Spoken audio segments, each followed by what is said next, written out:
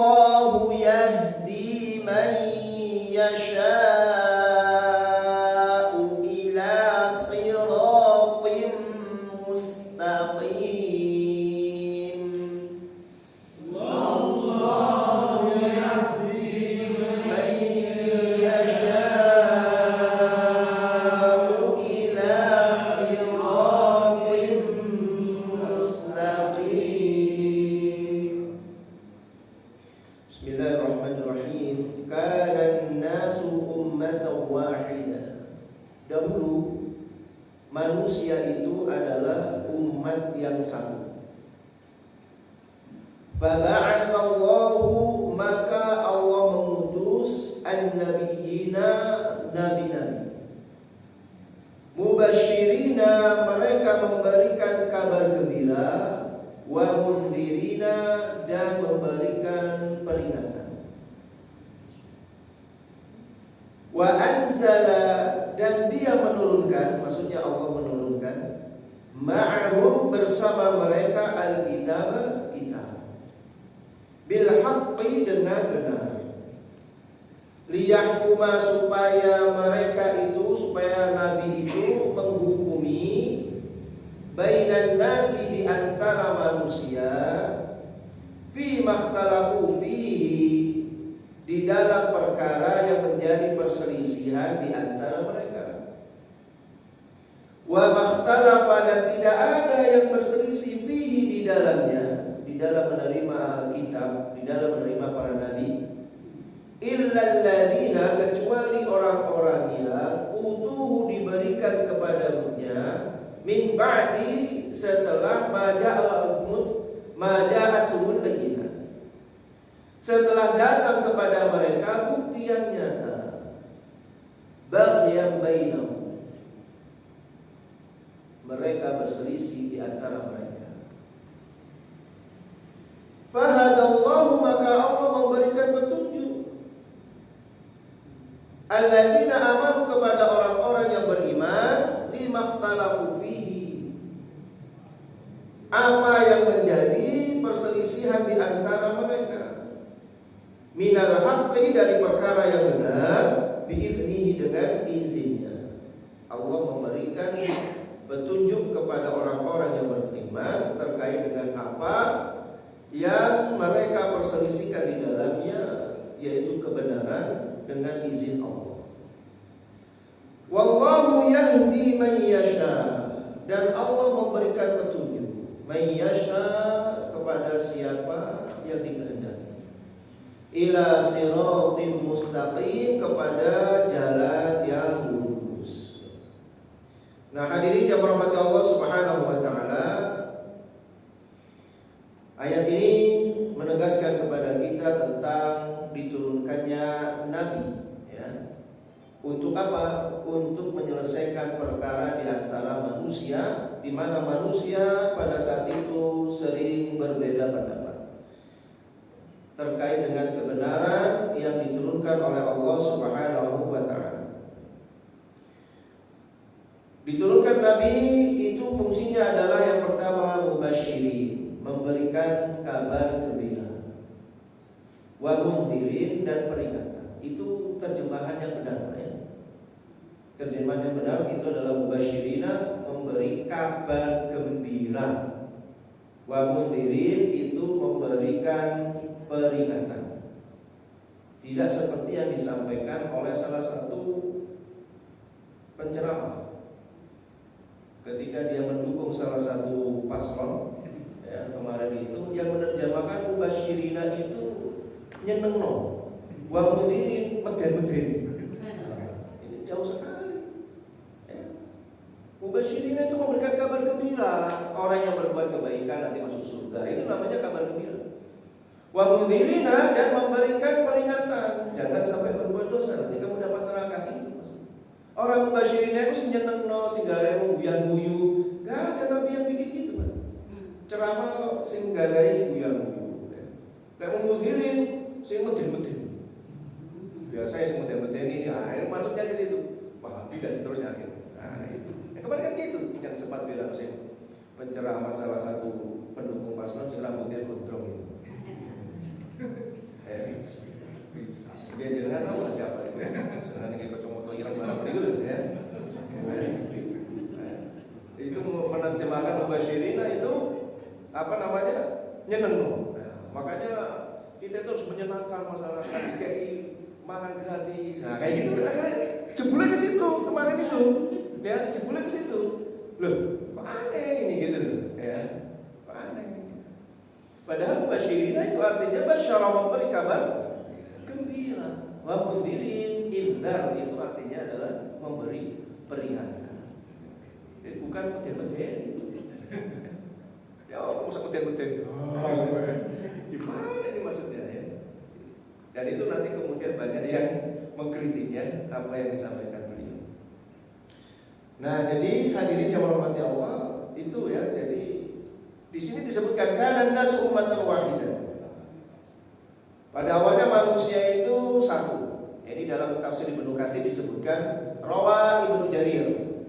Diriwayatkan dari Ibnu Jarir, Ali bin Abbas, dari Ibnu Abbas. Qala berkata, kana baina Nuh wa Adam asyaratu qurunin. Jarak antara Nabi Adam dan Nabi Nuh itu adalah 10 generasi. Jarak antara Nabi Adam ke Nabi Nuh itu adalah 10 generasi. Kulluhum ala syari'atin minal haqqi. Yang kesemuanya ini pada awalnya mengikuti syariat yang benar, yaitu yang diajarkan oleh Nabi Adam. Ya. Maka jamaah rahmati Allah, dari Nabi Adam sampai Nabi Nuh ini sebenarnya belum ada kesyirikan, belum ada. Semuanya masih dalam syariat yang benar yang diajarkan oleh Nabi Adam alaihissalam. Fahtalafu, maka mereka kemudian di zamannya Nabi Nuh ini mulailah berselisih-selisih, ya. Karena nanti kita sudah belajar jamaah rahmati Allah bahwa perbuatan syirik pertama itu dilakukan di zamannya Nabi Nuh, ya, dilakukan oleh umatnya Nabi Nuh.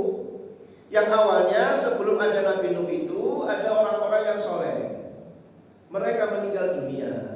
Awalnya biasa saja karena masih dalam syariat Allah. Awalnya biasa saja. Tapi kemudian syaitan membisikkan kepada mereka, itu dulu nenek moyang, kakek moyang, orang-orang soleh.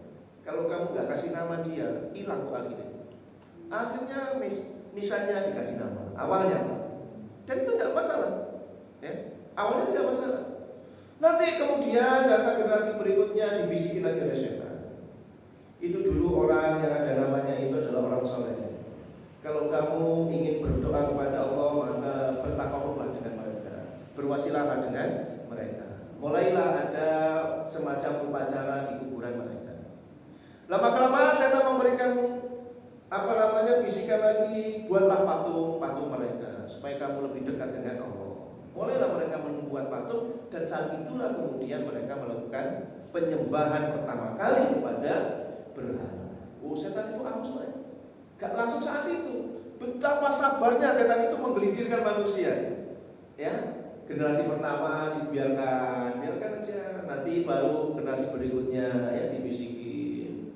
Generasi berikutnya belum disesatkan, nanti berikutnya terus. Makanya akan disebutkan oleh Allah wala tattabi'u khutwat dalam bentuk jamak. Khutwah itu artinya adalah langkah. Ya, khutwat bentuknya jamak berarti langkah. Jadi setan itu kalau mau menggoda manusia itu Pak, by design, direncanakan dulu. Ini mau saya gelincirkan kemana ini? Kemudian dibuat step by stepnya. Ya, langkah pertama ini, langkah kedua ini, langkah ketiga ini. Setan itu rapi kayak gitu Pak, dalam menggoda manusia. Rapinya luar biasa. Nah, jadi semuanya perlu mana syariatin minal haqqi. Semuanya berada pada syariat, ya, satu syariat yang benar, yaitu dari Allah SWT yang diajarkan oleh Adam. Fakhtalafu, maka kemudian muncullah perselisihan di antara mereka. Wajah sudah 10 generasi, jauh sekali sudah. Maka faba'athallahu an-nabiyyina mubashirina wa mundhirin, maka kemudian Allah mengutus nabi-nabi yang memberikan peringatan dan memberikan kabar gembira dan peringatan. Nah, jadi jamaah rahmati Allah Subhanahu wa taala, disinilah nanti para ulama itu berbeda pendapat. Apakah Nabi Adam itu nabi atau bukan? Gitu. Ya. Apakah Nabi Adam itu nabi atau bukan? Ya. Ini yang menjadi ikhtilaf di kalangan ulama. Ada yang mengatakan bahwa Adam itu bukan nabi. Yang nabi baru Nuh. Kenapa? Karena ini firman Allah SWT, kana nasu ummatan wahidah. Awalnya manusia itu satu, ya, beriman kepada Allah Subhanahu wa taala. Kemudian mereka wahtalafu, kemudian mereka berselisih pendapat, baru Allah menurunkan nabi. Coba nih ayatnya di sini. Kana nasu ummatan wahidah. Dulu mereka itu satu umat. Fa ba'athallahu nabiyina. Kemudian Allah mengutus nabinya. Loh, berarti manusianya sudah ada kan? Manusianya sudah ada. Lah bapak yang manusia itu kan Adam. Jadi Adam sampai manusia ini ada, baru kemudian mereka berbuat perselisihan, menyembah berhala dan seterusnya, baru Allah menurunkan nabinya yang pertama, yaitu Nabi Nuh. Jadi Nuh itu adalah nabi yang pertama. Ya. Sebagian ulama berpendapat seperti itu. Dalilnya apa ya ini? Dalilnya. Ya, dalilnya ini. Nah, nanti ada ini keterangannya di bawah. Ya. Nah, di sini disebutkan ya. Sebagaimana juga pendapatnya ya Abdullah rawahu al-Hakim fi Mustadrokihi, di dalam Mustadrok sahih sanadnya sahih ya. Kemudian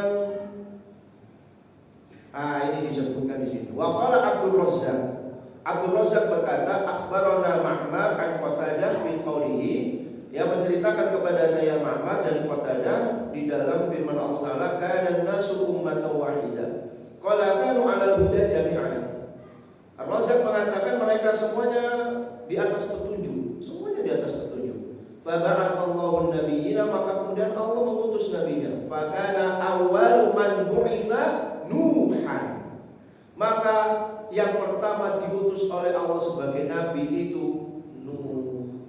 Ya, ini pendapatnya Razzaq. Jadi nabi yang pertama itu adalah Nuh. Adam bukan nabi. Tapi ada yang berpendapat ya Adam itu nabi. Karena ciri-ciri nabi itu apa? Ciri-ciri nabi itu dapat wahyu disampaikan kepada keluarganya, kan gitu ya. Dia tidak membawa misi. Yang membawa misi itu Rasul nantinya. Nah, sehingga kalau Nabi Adam bisa jadi dia nabi juga, karena dia mendapat wahyu yang diajarkan kepada keturunannya gitu.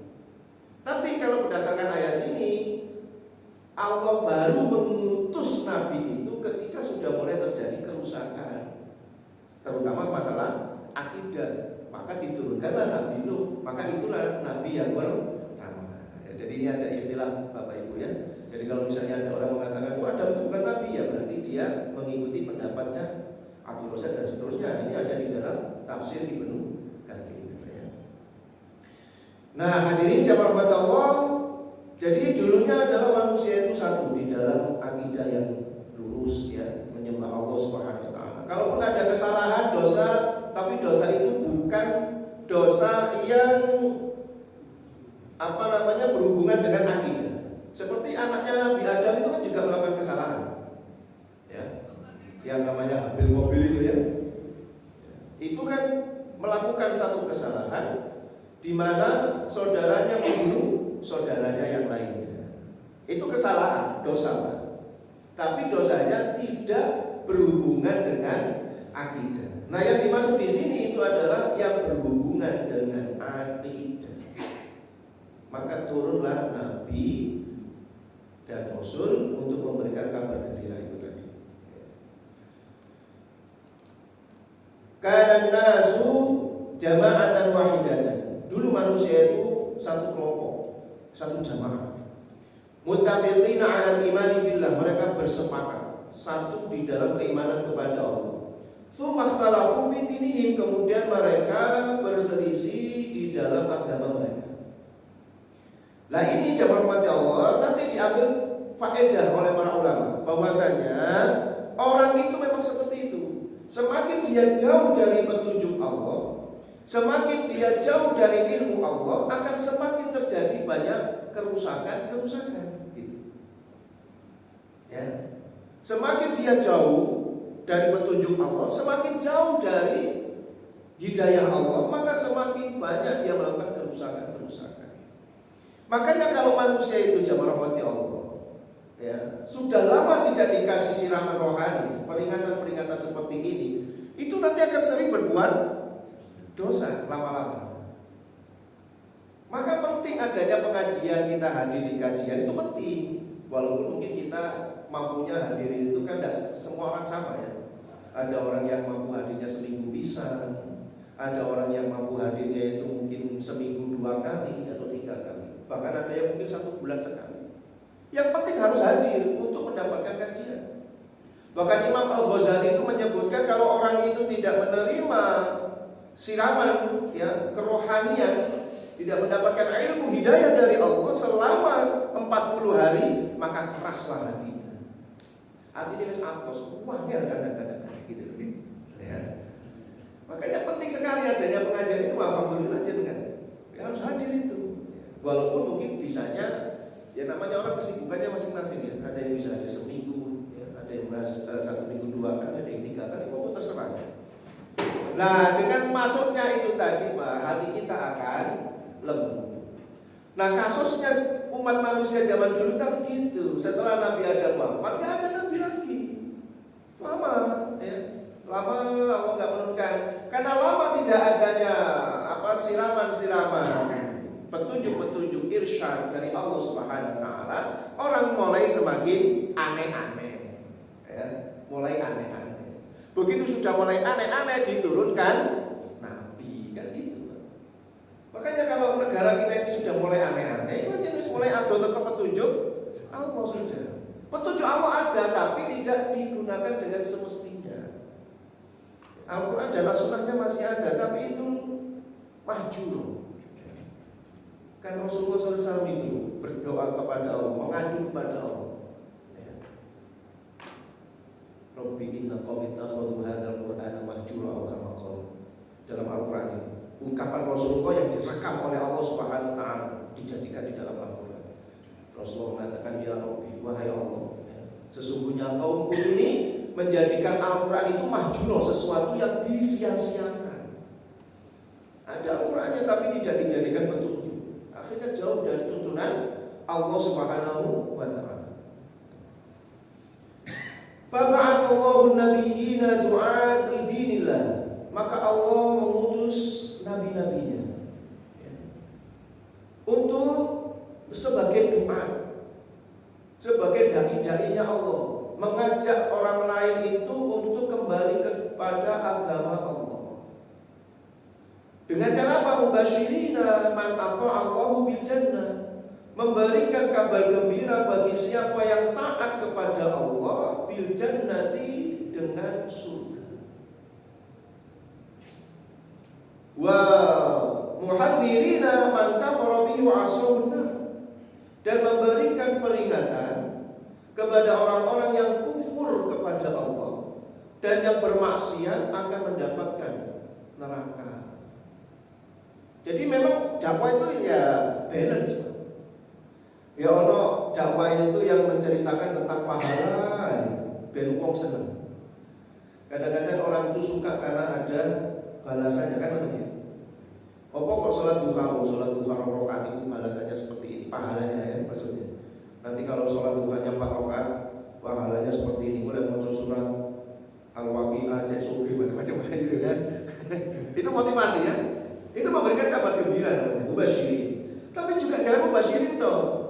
Kalau mubasyirin aja, ya nanti gak seimbang antara mubasyirin dengan mundirinnya.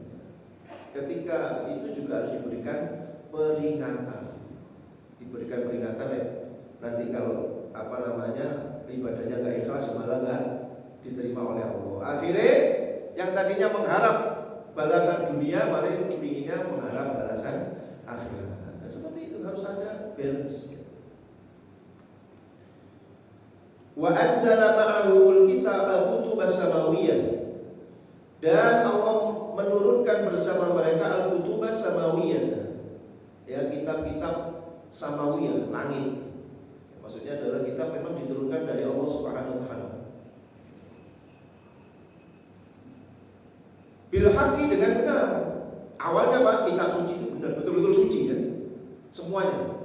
Taurat, Injil, Taurat, Zabur, Injil, semuanya adalah kitab suci awalnya. Sebelum kemudian nanti dirubah-rubah oleh ya tangan-tangan manusia. Wa wailul lil ladzina yaktubuna al-kitaba bi aydihim, maka celakalah orang-orang yang menulis kitab itu dengan tangannya. Ya fawailul lil ladzina yaktubuna al-kitaba bi aydihim thumma Tsumma yaquluna hadza min indillah. Kemudian dia mengatakan ini dari Allah. Dusta yang sangat luar biasa itu, Pak. Dia nulis sendiri tapi kemudian dia mengatakan ini dari Allah. Kedustaan yang sangat luar biasa. Maka Allah mengatakan fawailun, celaka orang yang kayak gitu. Ya. Allah menurunkan kepada mereka kitab-kitab samawiyah. Kitab-kitab yang betul-betul petunjuk dari Allah Subhanahu wa taala. Untuk apa? Untuk memberikan petunjuk kepada mereka. Bil haqqi, dengan benar, alladzi ishtamalat alaih, yang kitab-kitab itu memuat di dalamnya kebenaran-kebenaran itu. Liyahkumu bima fiha bainan nas fi makhtalafu fihi, untuk supaya mereka itu menghakimi, memberikan keputusan di antara manusia yang berbeda atau berselisih di dalamnya. Berselisih, ya. Apakah ini halal, ini haram, diputusi oleh kitab-kitab mereka. Apakah menyembah berhala itu boleh atau tidak, diputusi di dalamnya oleh kitab-kitab samawiyah tadi. Wa makhtalafa fi, dan tidak ada yang berselisih fi amri Muhammadin sallallahu alaihi wasallam, di dalam perkara Nabi Muhammad, diutusnya Nabi Muhammad. Tidak ada yang berselisih.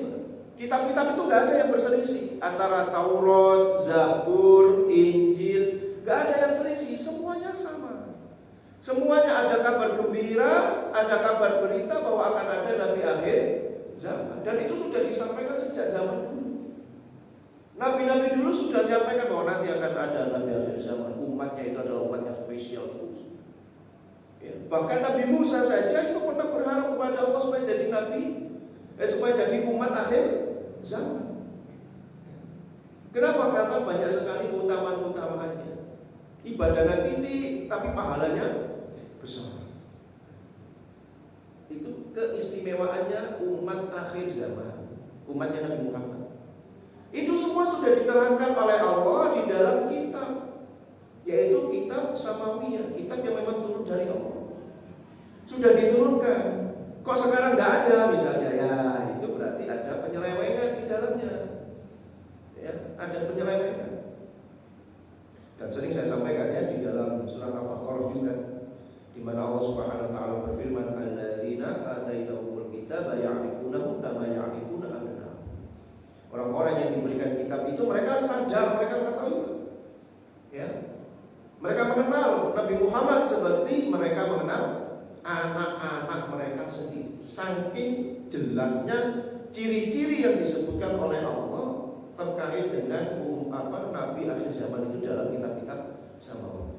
Tidak ada yang berselisih, ya, tidak ada yang selisih, kecuali ya orang-orang yang hasud, yang ada di dalamnya sifat iri. Kenapa kok bukan Bani Israil? Kenapa kok Ismail, keturunan Ismail yang jadi nabi? Iri mereka. Kenapa kok bangsa Arab, kok bukan bangsa Israel? Iri mereka. Makanya jangan heran kalau sekarang ini, mohon maaf, orang Israel itu begitu bencinya kepada bangsa Arab saja. Ya, sangat benci. Ya kepada bangsa yang lainnya dia sebenarnya benci juga. Cuma gak sebenci dengan bangsa Arab. Dari dulu itu kalau orang Yahudi lagi konfrontasi dengan penduduk Arab di Madinah, itu selalu menyampaikan, nanti kalau Nabi kami akhir zaman datang, maka kami akan memerangi kalian bersama dia dan akan kami tumpas kalian semuanya. Itu omongan mereka. Jebule Nabi ini justru tokoh bangsa Arab gitu. Itu yang bikin mereka kemudian marahnya luar biasa itu.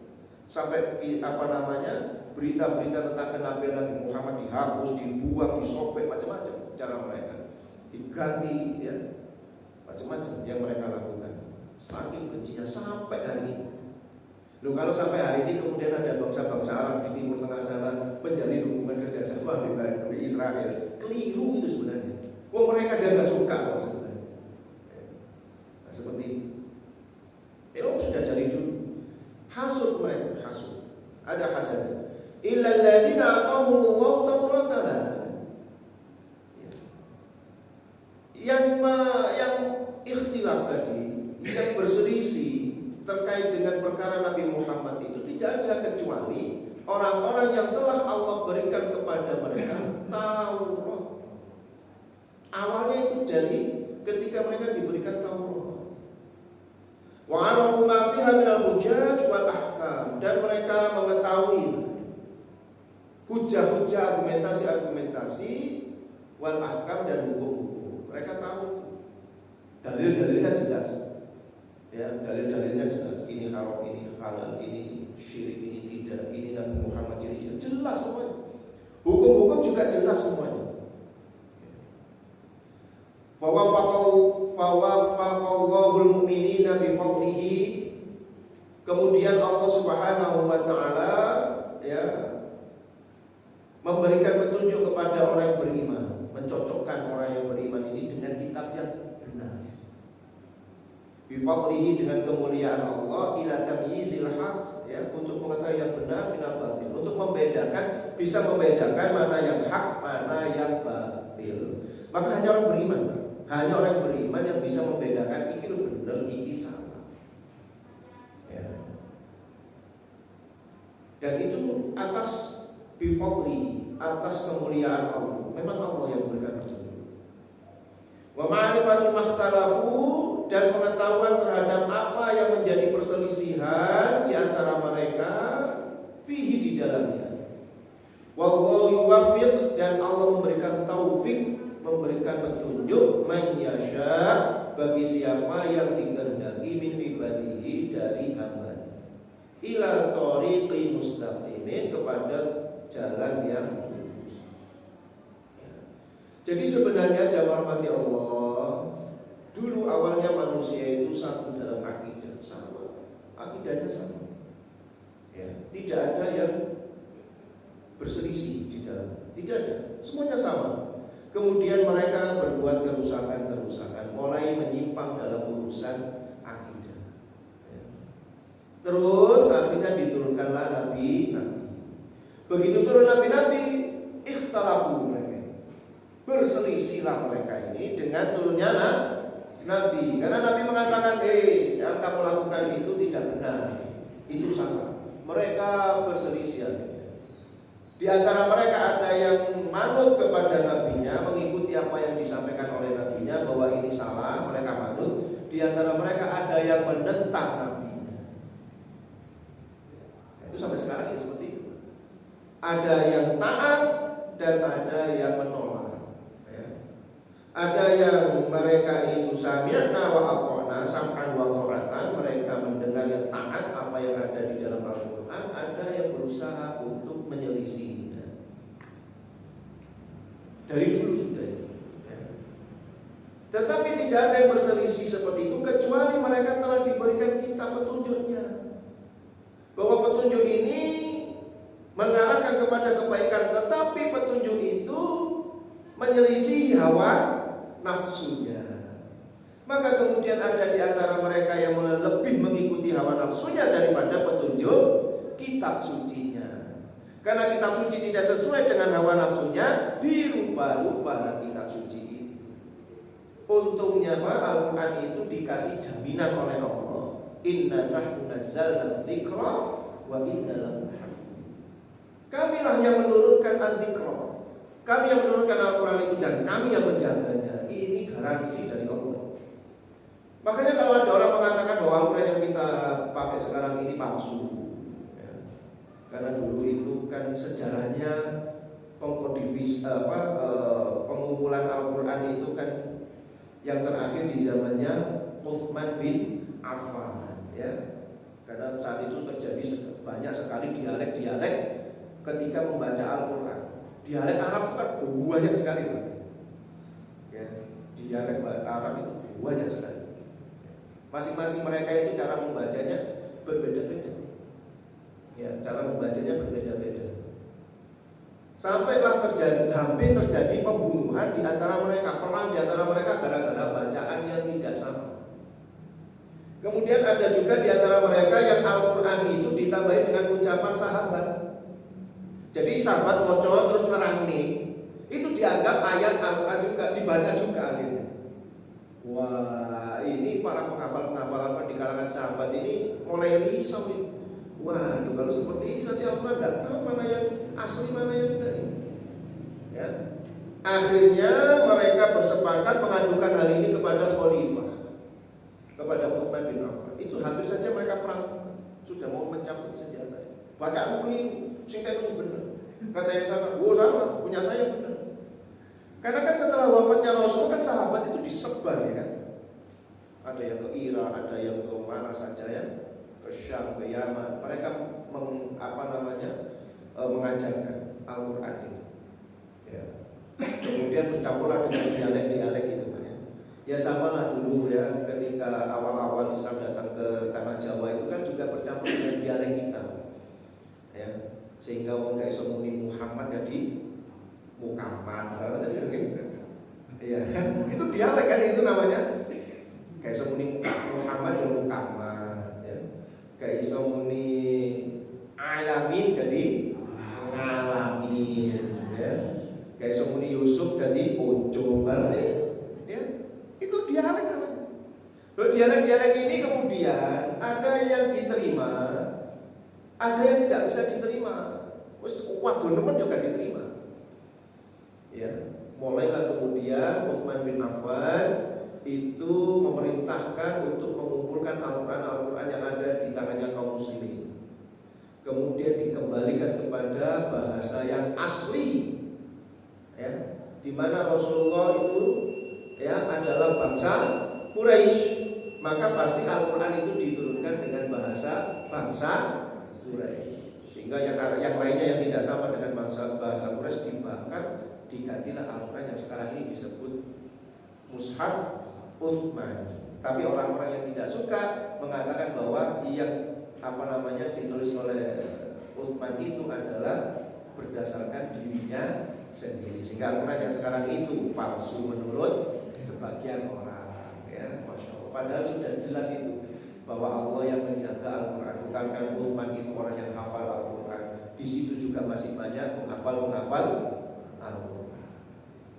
Baik, itu hadirin jamaah rahmat Allah Subhanahu wa taala yang bisa kita pelajari ya. Sekali lagi bahwa para